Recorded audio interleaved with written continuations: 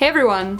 So today I'm here to review the Urban Decay Afterglow 8-Hour Powder Highlighters. They individually retail for $26 US, $32 in Canada. They contain 0.23 ounces of product and they're currently available in 3 permanent shades. They are said to be a super soft, long-wearing, blendable powder highlighter for strobing. The packaging is a metallic silver compact with a transparent cutout window in the shape of the brand's logo, which I'm assuming is intended to show the color of the powder. And the packaging is of course similar to their Afterglow blushes. They also feature a handy magnetic closure and the sticker on the back is color-coded depending on the shade. Aura is a light white pink with cool undertones and a frosted luminous finish. The texture was soft, smooth, and very easy to blend out without emphasizing the look of pores or imperfections on the skin, even if you were to go a little overboard and use a heavier amount of product. It had semi-sheer but buildable pigmentation, and it left a nice, noticeable sheen on the skin. Aura wore well for 8.5 hours before fading. In comparison, MAC's Pearl Blossom was darker, warmer, and more pink, and Laura Mercier's Devotion was warmer and more metallic. Fireball is a medium muted peach with pink and copper shift, warm undertones, and a luminous pearl finish. Once again, the texture was very soft and smooth and silky and incredibly easy to blend out. The pigmentation was more sheer, but it did remain buildable to a degree. On most skin tones, this highlighter will most certainly come off as more of a blush or a blush topper, especially since it was a darker shade and that luminous sheen, it wasn't as strong in this particular one. It had a really unique shift to it, but it wasn't as luminous as the other two. Fireball lasted 8.5 hours before fading. In comparison, Urban Decay's OC was darker, and the Anastasia Beverly Hills Hard Candy was darker and slightly warmer. Sin is a light beige gold with warm undertones and a frosted luminous finish. For the third time, the texture was very soft and smooth, it was finely milled, it was silky, it blended out very easily on the skin. The color payoff and sheen of this particular shade was much stronger than the other two shades, which unfortunately did cause it to enhance and enlarge the look of pores if too much product had been applied. Of course, using a lighter hand or a fluffier brush like a more sparse fan brush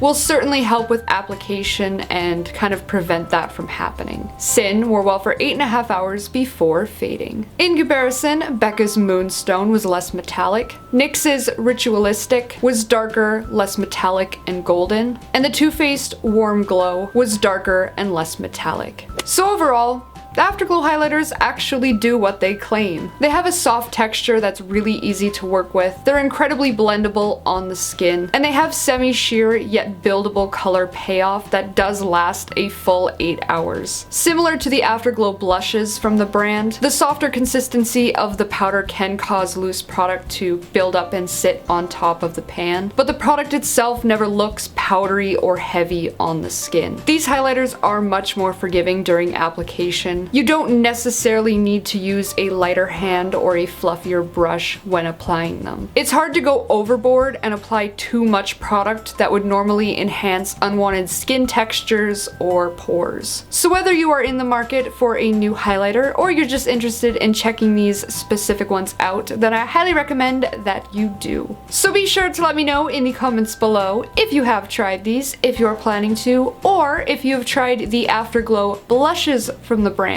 As always, don't forget to check out my blog for more details, photos, and swatches, as well as like, comment, and subscribe to show your support. If you'd like to give me a follow, I will have all of my social media listed here, as well as down in the description. As I always say, I hope you found this review helpful, and I hope that you're having a fantastic day, and thank you so much for watching.